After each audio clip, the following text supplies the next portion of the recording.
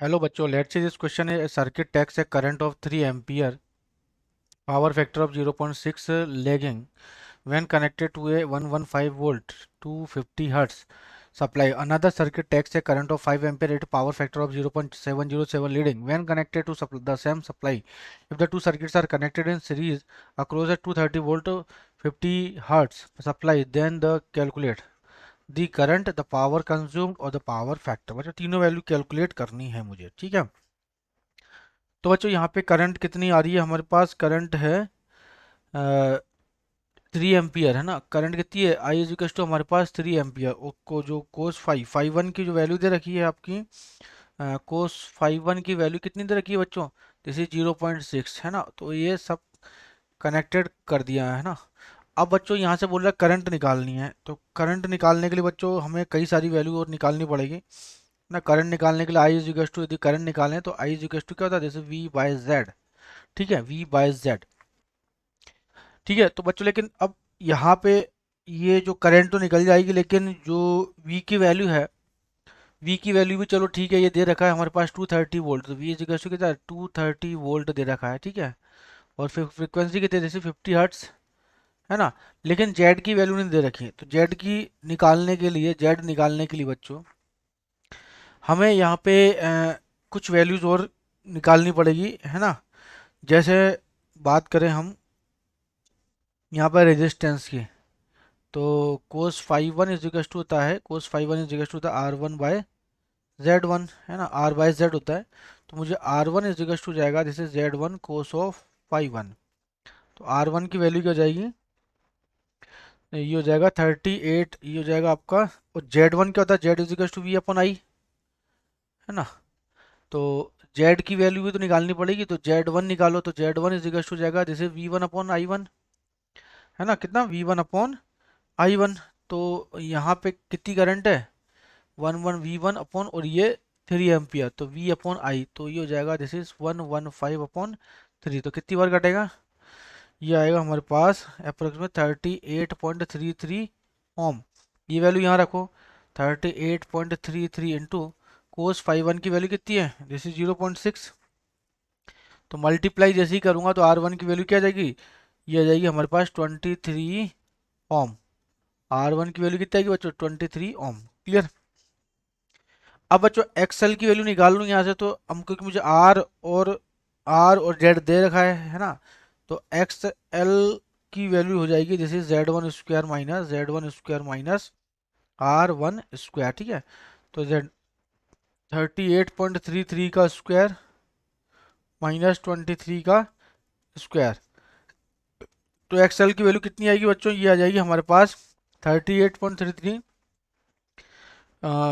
35 का स्क्वायर क्या होता है, 35 का स्क्वायर होता है हमारे पास, दिस इज 25, 1225 है ना, ठीक है। ये इससे और ये होता है 4 6 और 40 का स्क्वायर कितना होता है, दिस इज 1600। तो इनके बीच में ही आएगा जो भी आएगा, और इसमें से लेस कर दो। तो जब ये लेस किया मैंने, तो ये होगा हमारे पास कितना स्क्वायर, तो दिस इज 30.67 ओम। एक्सएल की वैल्यू कितनी है, 30.67। इसी तरह से बच्चों जेड वन की वैल्यू, जेड टू की वैल्यू भी निकाल सकते हैं हम।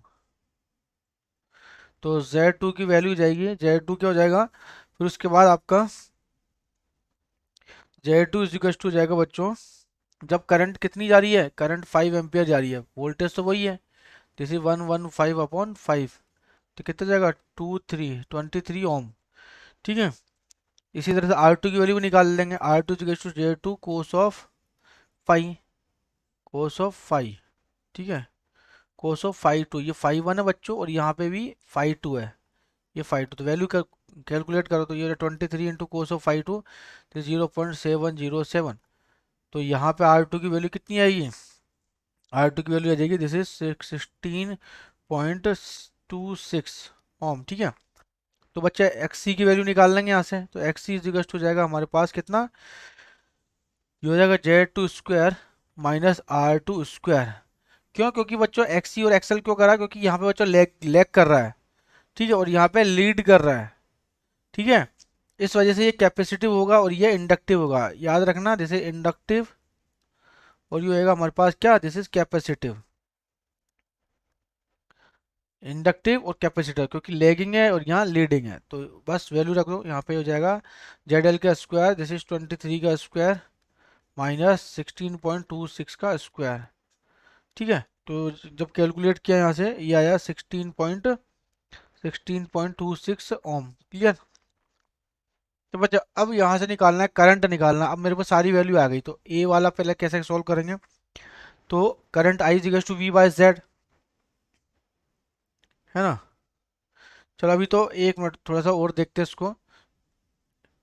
यहाँ पे 16.16 आया ना, तो टोटल अब इन्हें क्या है, किसमें कनेक्ट किया हुआ है, सीरीज में कनेक्ट किया हुआ है, तो टोटल जो रेजिस्टेंस आएगा आर इज टू क्या जाएगा R one plus R two, तो आर वन भी और आर टू दोनों दे रखा है, तो ये आ जाएगा हमारे पास 39 आर वन और आर टू। आर वन कितना है, दिस इज ये, आर टू कितना है, दिस इज ये, तो 23 प्लस 16.26 39.26 ओम मेरे पास क्या जाएगा टोटल रेजिस्टेंस, है ना। और जेड की वैल्यू क्या जाएगी, और यहाँ से जो है आपकी जेड की वैल्यू भी निकाल निकाल लेंगे हम। ठीक है, तो जेड क्या हो जाएगा, जेड इज टू जाएगा under root of R square plus XL minus XC का होल स्क्वायर, तो जेड इज टू जाएगा under root R square, total resistance 39.26 का स्क्वायर प्लस एक्सएल कितना है, एक्सएल 30.67 और एक्सी कितना है 16.26, तो लेस करके कितना आएगा यहाँ पे, तो एक्सएल माइनस एक्सी की जो वैल्यू होगी ये कितना है, दिस इज 38.33 और ये है एक्सी कितना है, सॉरी एक्स एल एक्सएल 30.67, या में से फिर अब एक्सी है ना, एक्सी और एक्सएल, तो यहाँ हो जाएगा ये एक्सएल और एक्सी कहाँ है? ये एक्सी, तो एक्सी कितना 16, तो एक्सएल बड़ा है ना बच्चों, एक्सएल बड़ा है, तो 30.67 सॉरी 30.67 में से यहाँ पे आपको क्या करना है 16.26 को घटाओ, 6.26, 7 में 6 गए तो 1 4, जिसमें 4 2 में से गए 1 14.41 का स्क्वायर, तो जब कैलकुलेट करूंगा तो जेड की वैल्यू कितनी आएगी, जेड की वैल्यू आएगी बच्चों 41.82 ओम, कितना 41.82 ओम। ठीक है, अब यहाँ पे बच्चों जो है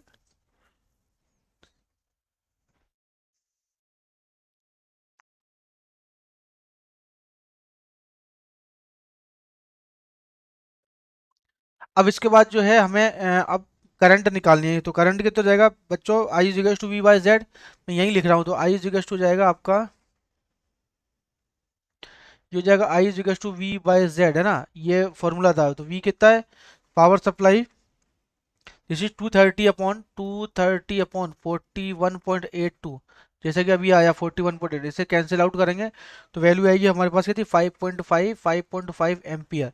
क्लियर, तो जैसे ये आंसर हो गया। पावर कंज्यूम कितना हो जाएगा, पावर कंज्यूम हो जाएगा बच्चों पी इजिकल्स टू जाएगा हमारे पास I square R, P is equals to क्या होगा, जैसे आई स्क्वायर आर, तो वैल्यू रख दो, तो 5.5 का स्क्वायर 5.5 का square into R, this is 39.26 total 39.26, तो बच्चों ये मल्टीप्लाई करूंगा ना, तो ये आ जाएगा मेरे पास 1.188 किलोवाट, 1.188 किलोवाट, है ना, ये 1188 वाट आएगा।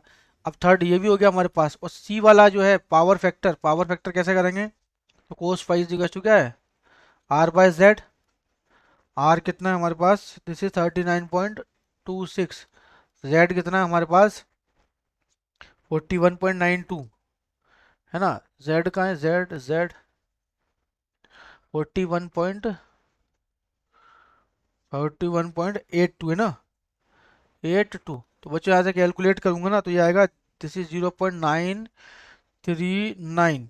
क्लियर, तो यहाँ पे बच्चों एक्सएल क्या है एक्सी से बड़ा है, जैसे कि हमने चेक किया है, तो इस तरीके से पावर फैक्टर क्या हो जाएगा लैगिंग, कोस फाई क्या हो जाएगा बच्चों लैगिंग, लैगिंग। ठीक है, तो ये भी हमारे पास आंसर, तो बेस्ट ऑफ लक।